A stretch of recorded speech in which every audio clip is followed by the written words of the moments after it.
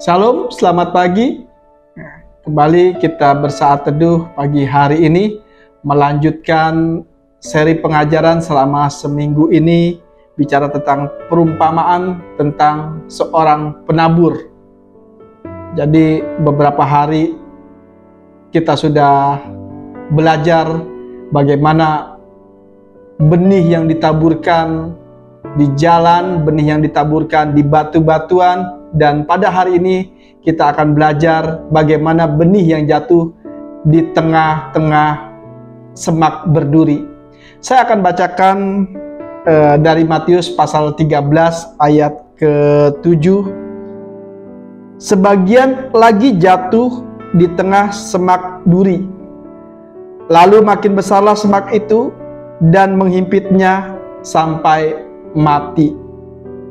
Benih yang jatuh di tengah semak berduri. Dikatakan di sini bahwa makin besarlah semak itu dan menghimpitnya sampai mati. Semak berduri merupakan sesuatu musuh bagi para petani. Kenapa?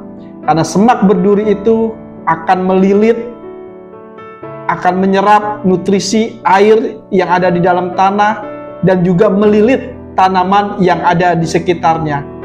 Pastinya ketika tanaman yang kita tanam dan terlilit oleh semak berduri itu, maka tanaman kita itu akan menjadi mati.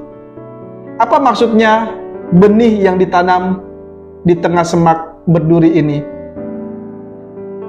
Di Matius pasal 13 ayat 22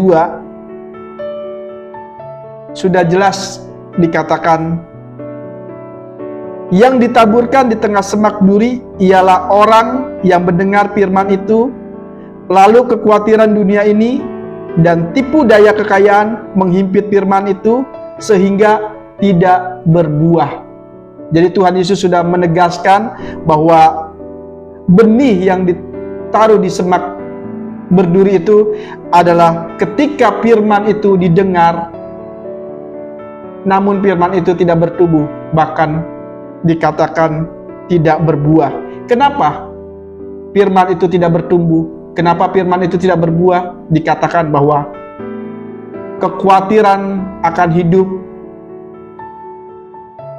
tipu daya kekayaan akhirnya membuat firman yang kita dengar menjadi tidak bertumbuh.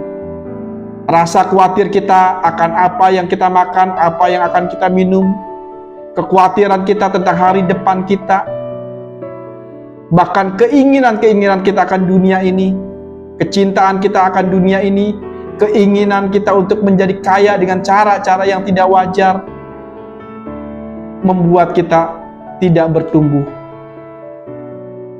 Menjadi refleksi kita pagi hari ini, apakah benih itu ada pada semak yang belukar atau semak yang berduri, atau benih itu tumbuh di tanah yang baik.